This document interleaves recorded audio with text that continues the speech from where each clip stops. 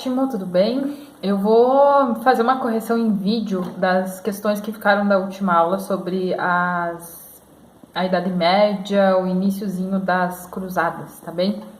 Então, pergunta número 1, o que foram as cruzadas? Elas foram ações convocadas pela Igreja Católica a fim de conquistar a Terra Santa, que é a capital de Israel, Jerusalém, hoje, e que estava sob domínio dos muçulmanos, tá? Número 2, para que as cruzadas existiram? Elas existiram, então, para retomar a Terra Santa, para desafogar os feudos que estavam superlotados. A gente viu que eles aumentaram a tecnologia, aumentou a produção, e em função disso, os feudos estavam com muita gente, né? As pessoas começaram a viver mais. Então, eles precisavam desafogar isso, além de conquistar a Terra Santa, né?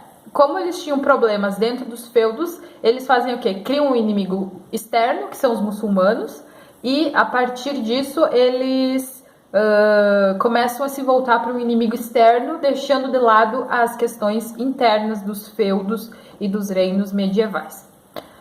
Número 3, ano e ordem de 5 cruzadas. Eu peguei as 5 primeiras. A primeira cruzada de 1096 a 1099, a segunda cruzada de 1147 a 1149, terceira 1189 a 1192, quarta cruzada de 1202 a 1204 e as cruzadas de São Luís em 1248 a 1270.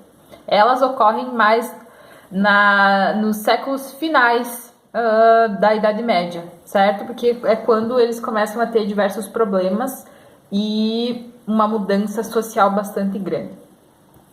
As cruzadas podem ser comparadas à Jihad, a Guerra Santa dos Muçulmanos? Sim, tá? Nós temos que levar em conta o período em que elas acontecem e o local, né? Mas elas serviram e servem. As cruzadas não existem mais, né? Mas a Guerra Santa pelo Estado Islâmico ainda existe. Mas a ideia deles é o quê? Expandir a fé católica ou muçulmana e também combater aqueles que não são seguidores da sua fé. Então, os infiéis, os muçulmanos são infiéis para os católicos, e os católicos são infiéis para os muçulmanos. De qual evangelho foi retirada a justificativa para se realizar as cruzadas? Essa é a da número 5, tá? Então, foi do evangelista Lucas, capítulo 9, versículo 23 e 24, que diz: se alguém me quer seguir, renuncie a si mesmo, tome sua cruz de cada dia e siga-me, porque quem perder sua vida por minha causa vai salvá-la. Então, o Papa que criou essas cruzadas, né, que é Urbano II, ele se justificou nessa passagem da Bíblia do evangelista Lucas. Que foi o cerco de Constantinopla, questão número 6. O cerco de Constantinopla foi um desvio da quarta cruzada. Então, eles estavam indo para Jerusalém, eles resolvem ir para Constantinopla. Eles ficam ao redor da cidade, das muralhas da cidade, e a partir disso eles resolvem, então, invadir e saquear a cidade que era de Constantinopla, capital do Império Bizantino, que a gente já viu, e que é uma cidade bastante rica e desenvolvida. Então, eles invadem a cidade, roubam riquezas, destroem obras de arte, construções, matam milhares de pessoas e estupram mulheres e cometem um monte de barbaridade, um monte de ações violentas contra a cidade de Constantinopla, tá?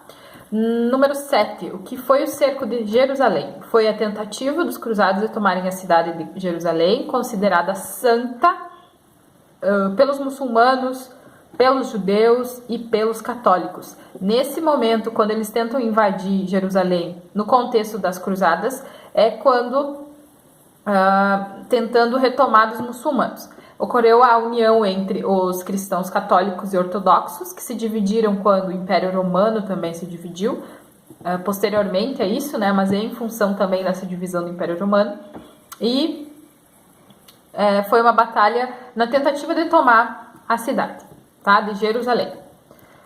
Número 9. Qual a fala contraditória do personagem Bernardinho? Ali no vídeo que vocês tinham que ver, na animaçãozinha, né?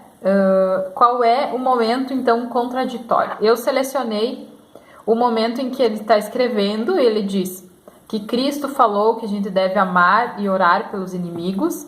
E aí chega um outro cara e diz, os muçulmanos estão destruindo tudo, o que fazer? E ele fala, mate todos. Né? Então, ele fala que é pra gente amar e orar pelos inimigos, e ali, 10 segundos, ele diz que é pra gente matar os inimigos.